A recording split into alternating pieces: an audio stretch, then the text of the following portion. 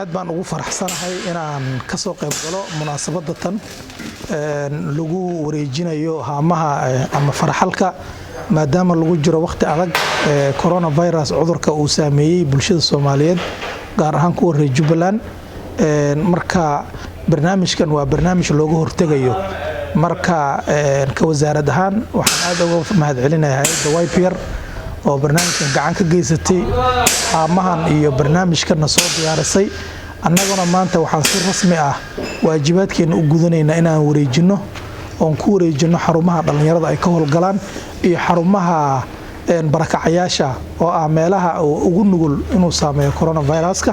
waxa ila jooga gudoomiye ku-xigeenka hay'adda qaxootiga barakacayaasha dowlad goboleedka Jubbaland oo raba haamahan qaar inaan ku wareejino si uu meelaha barakacayaasha u geeyo aad iyo aad u mahadsantihiin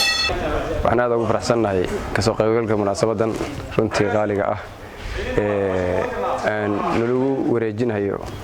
haamaha faraxalka gacmo dhaqashada si looga hortago cudurka COVID-19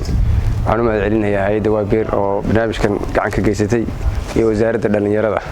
iyo isboortiga ee dowladda Jubbaland gaar ahaan agaasimaheedu hadda nala jooga runtii waxaan isleenahay maadaama marxalad ama xaalad aan ku jirno caalamka COVID-19 saameyn weyn ku yeeshay waxyaalaha lagu hortagayo oo waxyaalaha priority-ga ah in dadkii la wacyi geliyo faraxalkii iyo gacmihii waxay ku dhaqan lahaayeen iyo waxyaalihii asaasiga u ahaa la siiyo aad baan isleenahay meelaha barakacayaasha munaasabka oo ah markii la geeyo wax badan bay ka tari doontaa dadka professionalkooda iyo protectionkooda iyo caafimaadkooda iyo badqabkooda marka runtii aad baan u dhiirigelinayaa cid kastoo ka soo qayb qaadatay gacan ka geysatay ee uu habooneed baynu geyn doonaa haamahan iyo qalabkan laga hortagayo cudurka asaga ee dilaaga ah ee adduunyada hadda saameynta weyn ku yeeshay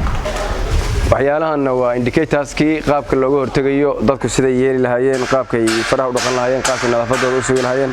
waa macluumaad muhiim u ah ka hortagga cudurka COVID-19